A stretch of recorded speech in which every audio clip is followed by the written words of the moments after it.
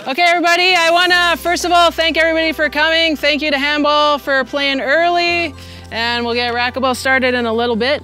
I'd like to start by acknowledging that these courts were built and we have the privilege of playing the sports we love on Treaty 1 lands, the original territories of the Anishinaabe, Cree, Oji-Cree, Dakota, Lakota, Dene peoples, and the homeland of the Red River Métis.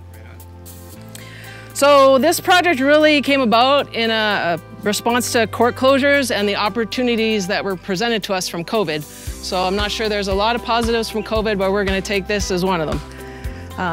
Racquetball Manitoba knew about this fenced-in area where approximately 10-foot wall existed, and when we came to scout it out, we found that the handballers were already utilizing this space. Councillor Jeff Brawadi, he did an early site visit and immediately offered financial support from the city of Winnipeg. From there, a partnership was formed. I'd like to thank Jim Peters for his early work in securing these partnerships.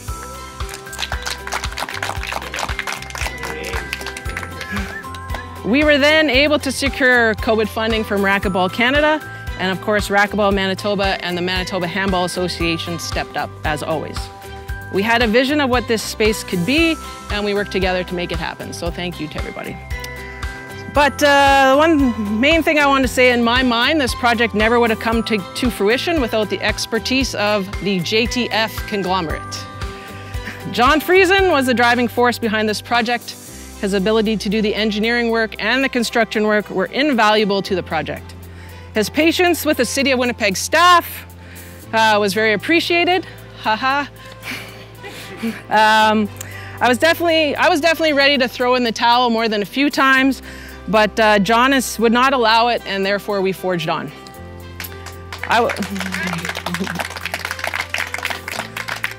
I was always so pleased to be CC'd on an inordinate amount of emails with photos, often videos, as were many City of Winnipeg employees. But as we saw all those emails and photos and videos, we saw the project come together. Seriously, John, for me personally, on behalf of Racquetball Manitoba, and hopefully I can also say on behalf of Manitoba Handball, thank you for everything you did to make this come together. So I would now like to invite the presidents of Racquetball Manitoba, Diana Bradbury, and of the Manitoba Handball Association, Ron Roos, to come up and say a few words. Welcome everyone. As president of Racquetball Manitoba, I'd also like to thank all of you who worked the last 2 years to make the courts a reality. I'm appreciative and proud that Racquetball Manitoba has a stake in these courts as they kind of offer exposure to the sport of racquetball and handball to communities that might not otherwise have the opportunity. So once again, thank you, everyone.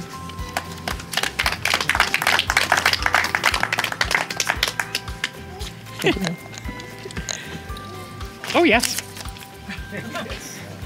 On behalf of the handball community, I'd like to thank Racquetball Canada and Racquetball Manitoba for their financial assistance and work, especially Jennifer. And I'd also like to thank John for all the work that's gone into this facility. The 10-foot wall was here in the 90s. On one side was a paddleball court, and on the other side, there was a line on the wall where the tennis players played.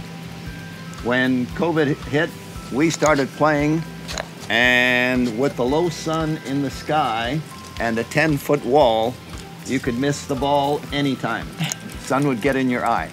So again, I would like to thank the people and the organizations that were responsible for the 3-wall court and the refurbishment of the 1-wall court.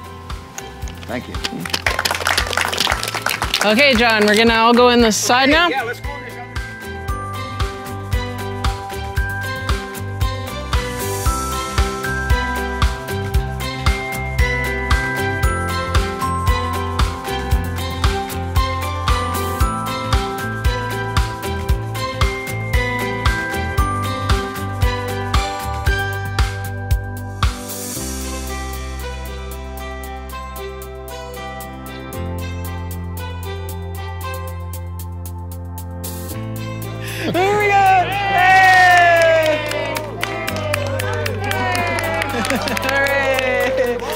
That's a perfect ending. Perfect metaphor.